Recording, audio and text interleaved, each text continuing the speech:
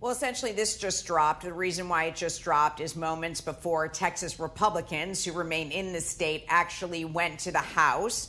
They did not have a quorum, and they started the process there. There was a motion that compels the sergeant of arms to have arrest warrants for the Democrats that are not in the state. I do want to point something out here, though. We're talking about the Department of Public Safety.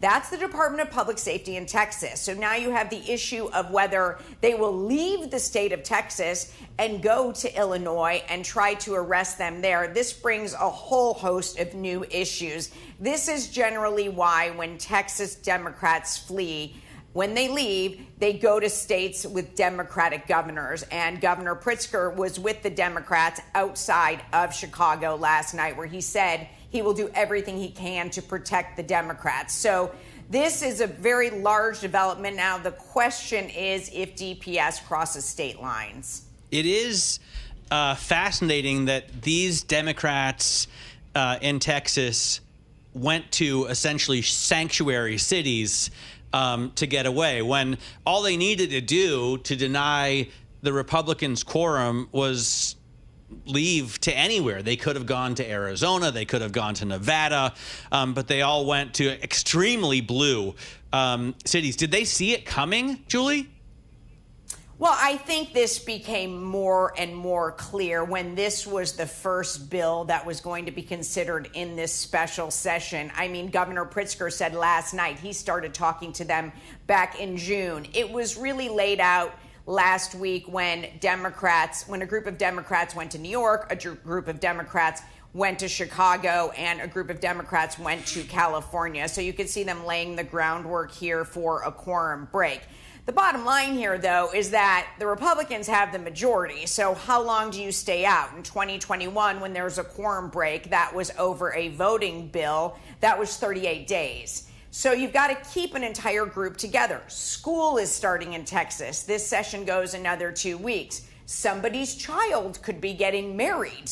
And now, if they come back to the state, they can be arrested. So it's always a question of how long you can keep the group together outside of the state. Bigger, broader. I mean, we've seen this on both sides of the political aisle, and in response we've heard... You mean gerrymandering? Gerrymandering, excuse me. Yes, correct. And in response, we've heard Democratic governors such as California's Gavin Newsom and New York's Kathy Hochul have talked about retaliating with new maps of their own. I mean, this goes on and on. I feel like it's part of the, makeup of what is politics today, unfortunately, in the United States. But we should point out that in some cases it's unconstitutional, right? After the Voting Rights Act of 1965, gerrymandering along racial lines is illegal. So, how do we look at this on a historical basis, Julie? Well, I think the historical difference, what you're seeing here now, is this is not redistricting after new census data. This is redistricting mid-cycle. So historically, that is a little bit different. Traditionally, this happens after census data comes out. This also comes when the president of the United States told the Texas governor, or he certainly had the feelers out there and the words out there, we want to pick up 5 seats in Texas. So this is likely the first time a president has made that very clear publicly. But, separating these districts, this is really up to whoever's in control in some states. Others, there's an independent commission. But in other states, it's up to who controls the legislature. I wonder how this, before the arrest, I feel like Greg Abbott has, in this sense, kind of played into the hands of Democrats. But before this arrest order, it just didn't seem like a good look to me, Julie, that the Democrats in that state were saying we're simply going to abandon Texas.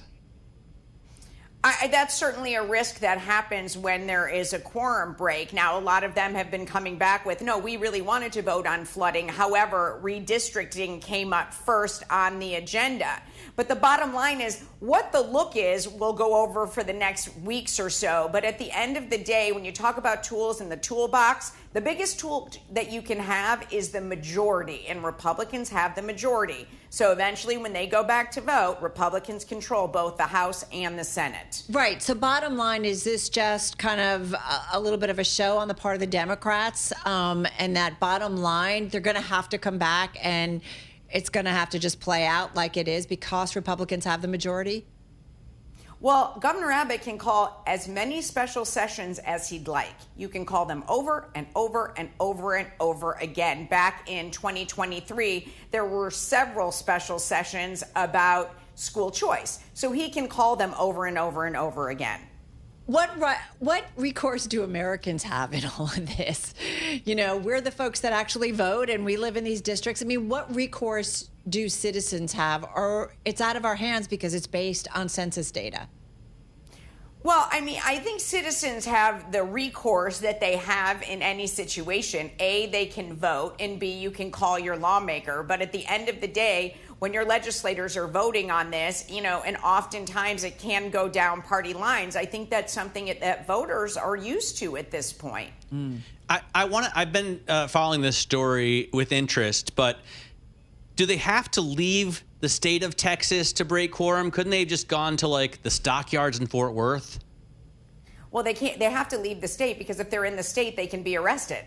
If you're in the state, you can be arrested. So, sure, I mean, I guess you can try to hide in plain sight, but while you're in the state, if you're breaking quorum, and that was openly decided today, you are subject to being arrested. You're subject to a warrant. And so now the governor is going to send the Department of Public Safety theoretically to Chicago to arrest them, or is this just a war of words? Well, that's what we're going to see, right? Yeah, that remains to be seen if he will send them. And by the way, it also, who has jurisdiction? Then they'll be figuring that out for some time. And do the feds get involved?